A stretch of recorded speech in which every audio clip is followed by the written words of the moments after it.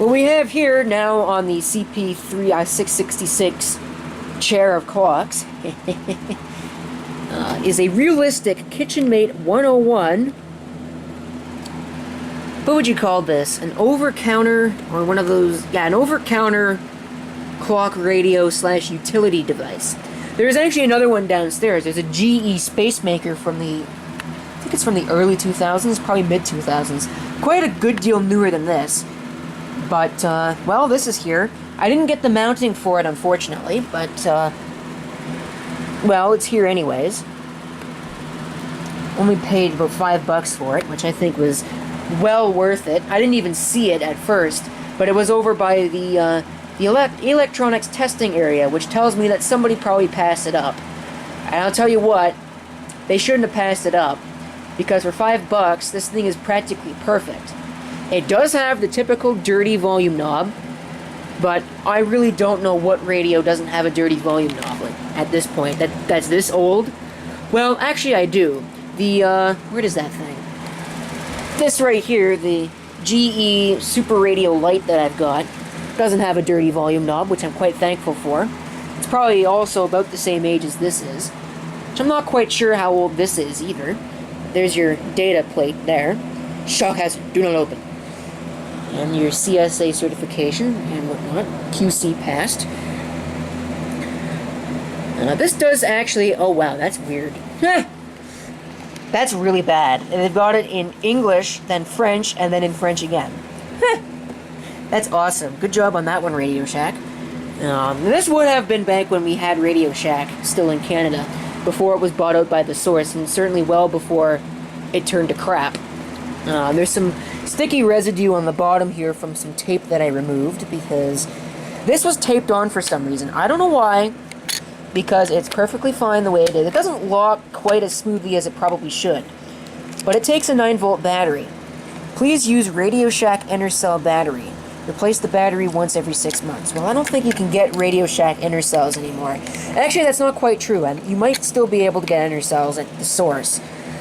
Here's our cord, which is wound up on the back very neatly. I almost would feel bad about taking this off, so I haven't taken it off yet.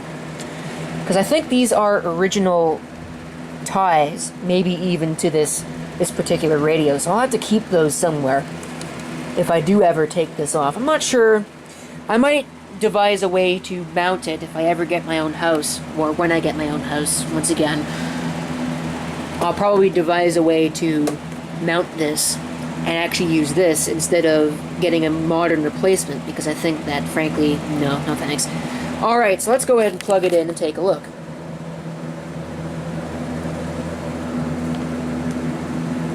No, polarized plug. God, I hate those. Alright. You can see a battery sentinel light come on, which basically means that it's time to change the battery. There's no battery in it right now, which is why it's on. The colons blink out of time with the actual time. They do blink. They blink to indicate the seconds, but I thought it was odd that it happens to blink out of phase with the actual time set. I think most of them do that, though, if they actually do have. I need 2 hands to set it, because you can see there's a clock set, and there are your forward and reverse functions, both fast and slow.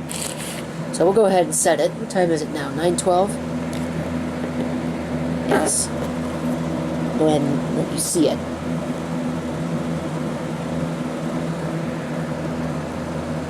I have to look at the camera in order to see the time. That's a PM indicator, right? Yes. Not AM. 9:13. Oops, I went forward a little bit, but that's no big deal because there's reverse controls. Alright, so that's good. Here's our timer. I'm not quite sure if it's supposed to do something or what. Maybe it is. But I haven't been able to get that to do anything, or much of anything. We have an auto timer, which again I haven't been able to get to do much of anything. I'm guessing that you hold both buttons in order to set it, and then you use this to turn it on and that to turn it off. But again, it's kind of wonky with these. I can't go in reverse slow when I'm trying to set it, and if I set it pressing the off and the on buttons displays a different time. So I don't know what the deal is with that. And we have our appliance mode, auto. You can see just how much brighter the auto is than everything else. And on. You can hear a nice high quality relay in there that comes on when the appliance output's on. So actually I want to test out the appliance output. So the appliance output is, let's see, 120 volts, 1000 watts maximum. Appliance outlet. So we'll see if this blows it up on video. I'm going to go get a clock. Let's see. Let's use the Nextech clock because after all it's a Radio Shack product. So we're going to go ahead and plug in the clock into the appliance output. It's not polarized or anything like that. Of course, the outlet's not polarized either. I bet you nobody ever uses the appliance output on their radios. Let's see what happens when we click it to on. Yep, it sure works. Look at that. So there you can see old meets new in the year 2016. Just turn that off. Very stiff, which tells me that yes, it's very likely that nobody ever used it. Or, yeah, that's what I meant. Alright, so there's your AM and FM switch. I'm not sure if it's dirty or not. I don't think it is. Maybe this one's dirty, but I haven't been able to get it to go all wonky. Wood grain stamping plastic cabinet. Yes, it does actually have a wood grain finish on the sides. Not on the top, or the front, or the bottom, for whatever reason. The speaker's on the bottom, of course, because you'd probably mount this to a cabinet. That's probably how it would work. But let's go ahead and have a demonstration of the radio, see if we can get it to do much. So we'll turn the radio on. Again, you can hear a little bit of a scratchy control, but it's not bad.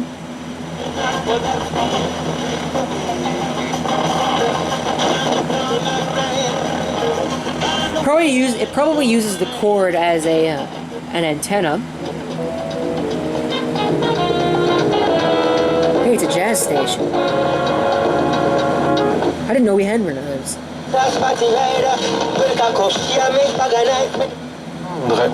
De choisir en fait le levier.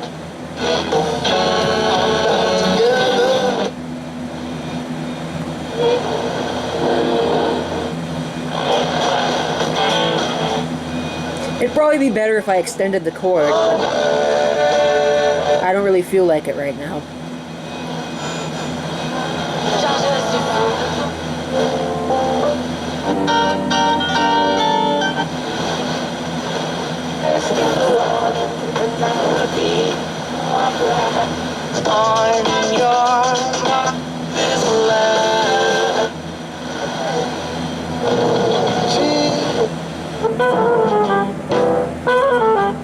Almost sounds like another jazz station right there.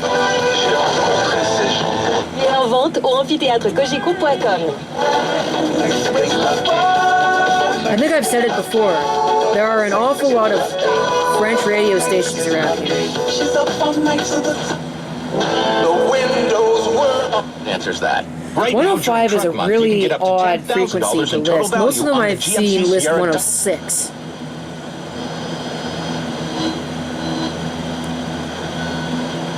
You should be able to get 106. Maybe that's what that was. Dealer or GMC Canada. It's possible that's what that was.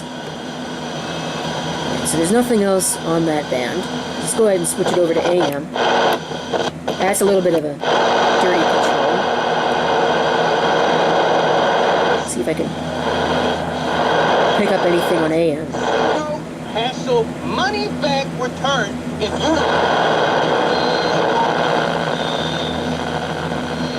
I'm sort of getting something there. Yeah, there's not much on AM, really. Just a couple of talk stations. Decline. Can you give us paint a picture of why it's been in decline? Okay, that might not be a local station, because that's it looks like that's past the 60, and there's nothing at 600 kilohertz.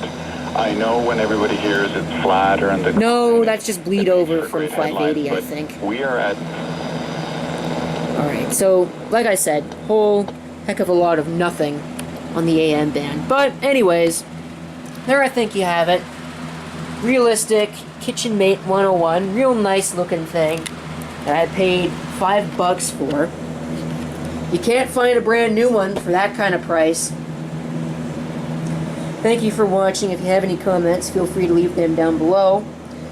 And this is CP666 signing off. I hope to see you next time. Until then.